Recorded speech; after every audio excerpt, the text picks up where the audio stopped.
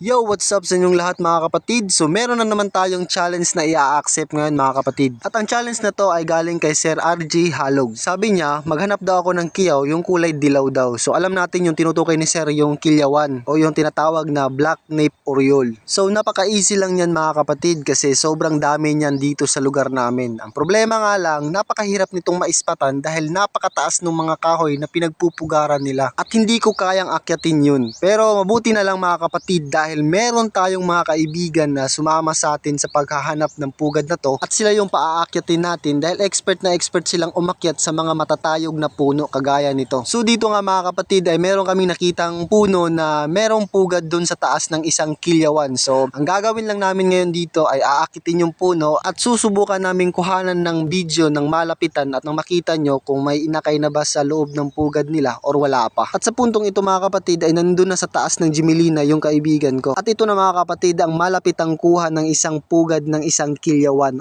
At sa puntong ito mga kapatid ay hindi pa namin alam kung meron bang laman yung pugad. At dito ay sinusubukan alugin ng kasamahan ko yung sanga para malaman namin kung meron nga bang inakay or wala. Pero pa-effect yung ginawa niya kasi hindi naman lumabas yung inakay o hindi naman gumawa ng tunog. Pero dahil gusto talaga naming makuhanan ito ng video ng malapitan, ang problema ay hindi namin kayang lapitan ito dahil sobrang liit ng sanga. At kapag pinilit namin, baka ito pa yung ikakapahamak ng aming kaibigan. Kaya gumawa na lang kami ng paraan para makuhanan lang ito ng video ng malapitan. Dito ay gumamit na lang kami ng stick at itinali namin ang camera para matingnan namin kung meron nga bang laman ang pugad na ito. Well, hindi nga kami nagkakamali mga kapatid at hindi rin nasayang ang pagod namin dahil ang pugad na to ay naglalaman ng napakalulusog na mga inakay. So ayun mga kapatid, another challenge na naman yung natapos natin. At kahit mahirap ang challenge na to ay nagawan pa rin natin ito ng magandang paraan. At salamat nga pala sa mga kaibigan ko na tumulong sa akin na makomplete ang challenge na to. At dun sa mga kapatid natin na gustong mag-challenge sa atin, so comment lang kayo dun sa comment section sa baba at titingnan ko kung makakaya kong hanapin yung mga pugad na pinapahanap nyo. Dun sa mga kapatid natin na nagre-request na maghanap daw ako ng pugad ng isang Martinez. Well mga kapatid, hindi ko magagawa ang challenge na yan dahil walang Martinez dito sa lugar namin. So yun lang mga kapatid, salamat sa panonood.